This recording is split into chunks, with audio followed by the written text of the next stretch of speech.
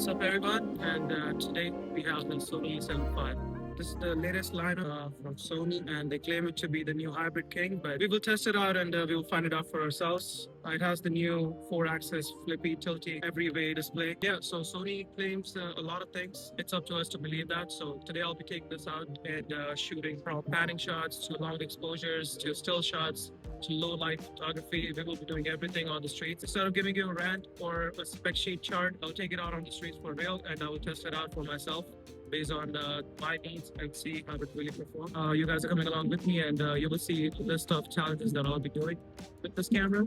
And yeah, let's take it out. So this is the new Sony A7 V's body. This features this 4-axis display, which I'm pretty scared to use because I come from the Sony A7 III. It now features 2 USB-C ports, the new partially stacked 33 megapixel sensor. It now does 30 FPS burst shooting in sonic shutter mode.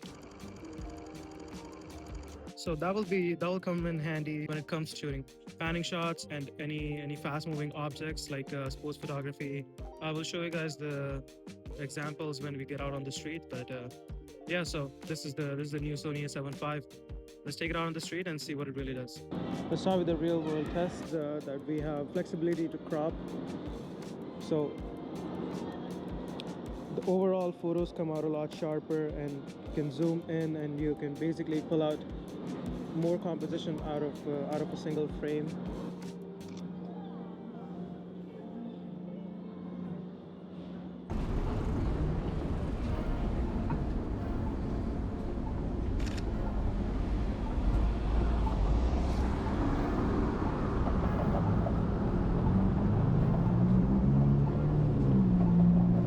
When you have it in auto subject recognition, it does seem to have a bias towards the cars. So if you're on the street, you will see that.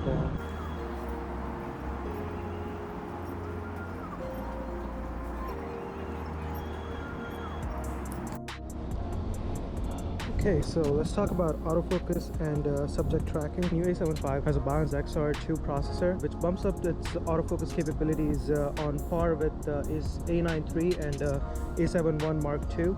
So as you guys can see, we have a lot more options now. We got human, animal, bird, insects, car, train, pretty much everything. Currently I have set it on auto, but you can if you're shooting sports, you can choose human, or if you're doing street photography, you can do car, train, etc.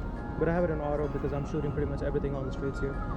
But yeah, we zoom in here, focuses on the CN Tower right away there. You can also track. It does tracking really well, as you guys can see on the screen here. Let's take the shot with the subject.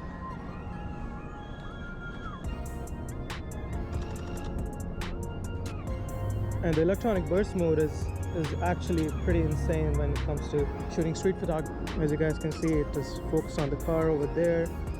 If you look over here, it creates a box. Focuses on subjects really well.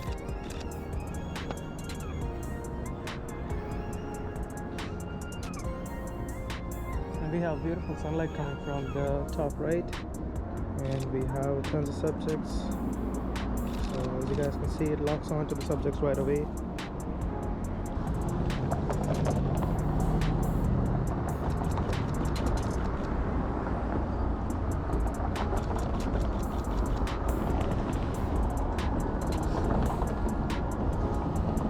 The subject tracking is amazing on this camera. Like, you will never, if you're ever doing panning shots, you will never miss a shot.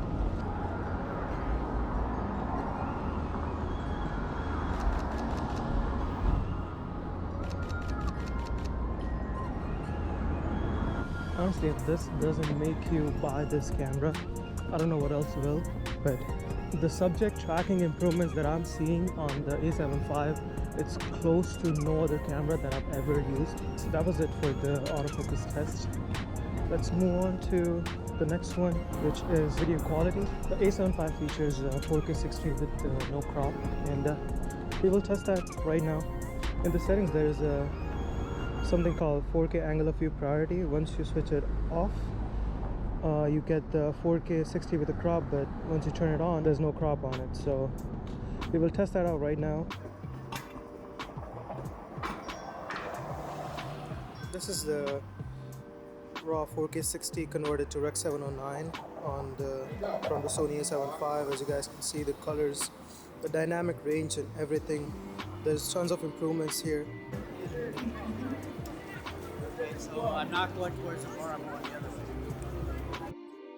So the A7 V now features 7.5 stops of in-body stabilization, and internally we have three different steady shot modes. So we have standard, active, which crops in slightly, and then dynamic active, which crops in even more, which is up to the Super 35 levels of cropping, but it does provide a lot of stabilization.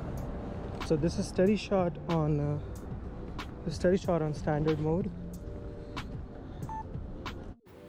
So I'm walking. I'm trying not to make it stable at all. This is active steady shot. Again, I'm trying not to stabilize it using with walking slowly or a ninja walk at all. So this is active stabilization. Now, let's move to dynamic and see how much that changes. So now this is dynamic stabilization on the new Sony A7 V. As you guys can see, it's pretty steady, and it still works with the subject recognition and everything else.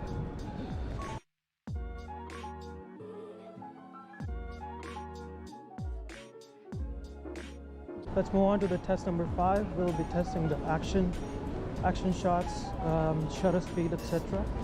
So the Sony A7 V has a 30 FPS electronic burst mode. So we'll be testing that out and see how it performs with the mechanical shutter and with the electrical shutter, and how long it takes to fill the buffer at the same time.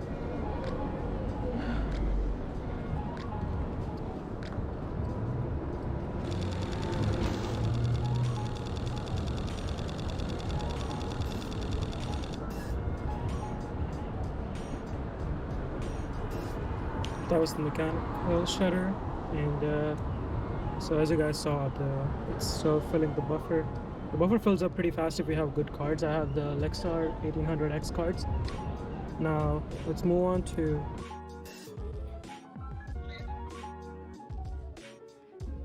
so I'm currently at high plus, which is 30 images. Now let's check out the electronic shutter.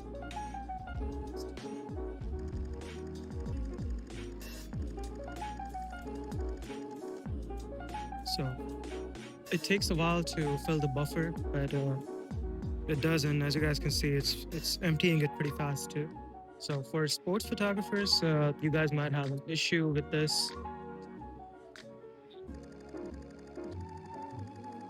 As you guys can see, fills the buffer right there, and yeah, if you have good cards, if you have CF Express cards, it doesn't take that long to fill that buffer, but it's still something. And let's do the let's do some panning shots, so you guys will have a good idea of what I'm talking about. I'm going to put my 2 to 32 ND filters on, and let's see.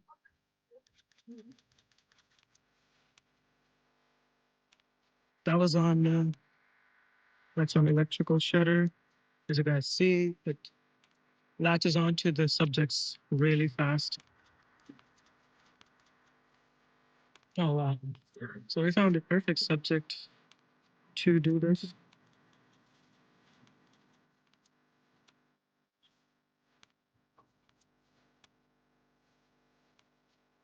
This looks insanely good. Let's try to get some.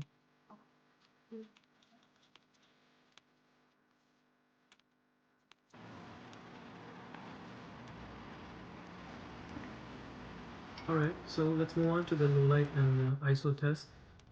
Sony A7 V has two native ISOs, 800 and 8000. I will cycle from 800 to 8000, and we will see how it performs on each section.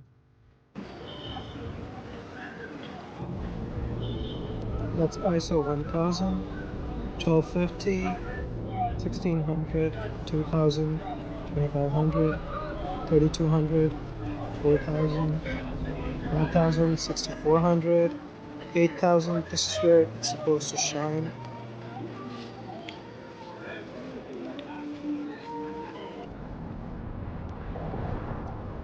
Okay, so it's time to test the low light performance of the Sony A7 IV. I'm now on King on Church Street, and as you guys can see, if I leave the focus mode on wide and at the bottom, it catches all the cars. So it's been doing that a lot. Like, I've seen that there's a little bit of the bias towards the cars when you're on the street. So if you're shooting, you will notice that a lot, that it catches onto the cars a lot more than people.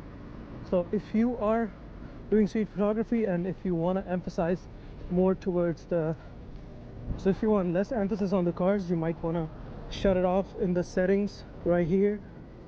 So if you go to auto, you can actually turn off the car and train, so it won't look for the cars and trains anymore, and you will actually be shooting the people more. So as you guys can see over here, it latches on more onto the people than the bus that passes behind them. Here I'll be taking some long exposures over here.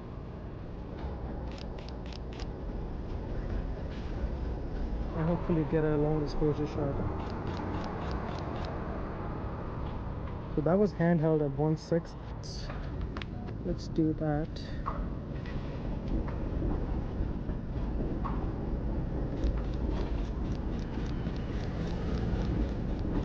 Let's do a video here.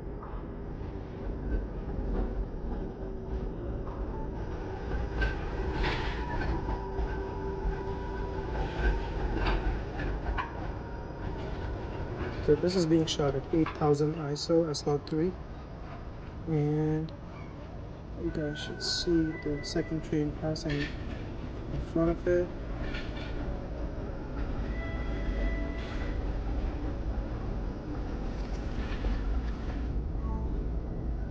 The quality looks really good. That was handheld shooting on Sony A7 IV.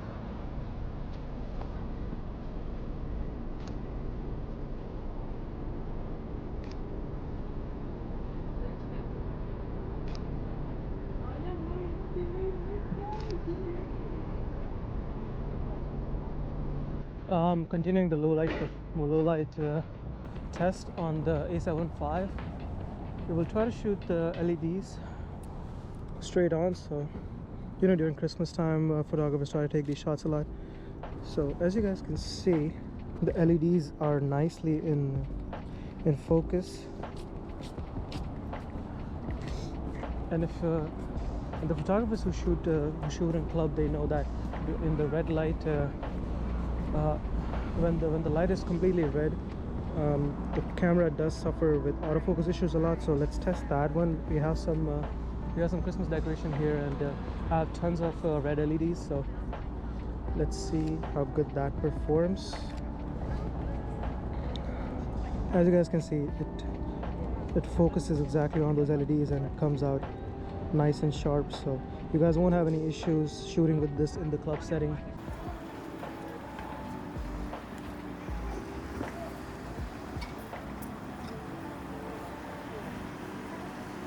Test number 7. Let's talk about the display and how the usability of it. So far, I'm really impressed. I didn't need to go and look in the EVF to see if my shot is actually good or not. Like this, the performance, the display performance is extremely good, and the touchscreen is amazing. The touch to track.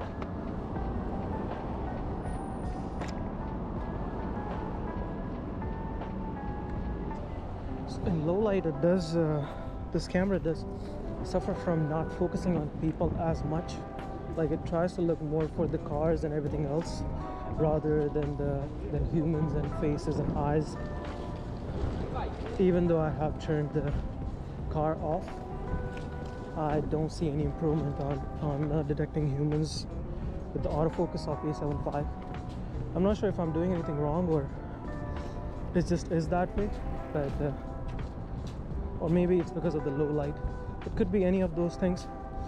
But yeah, overall it's performing really well. I'm really happy with the camera, and it is an upgrade for me. And honestly, like, no matter what anyone says online or in any of these videos, it's a gear is only as good as it's useful to you. So don't ever try to think that something is bad just because someone said so. A gear is never good or bad. It's just how good you can use it.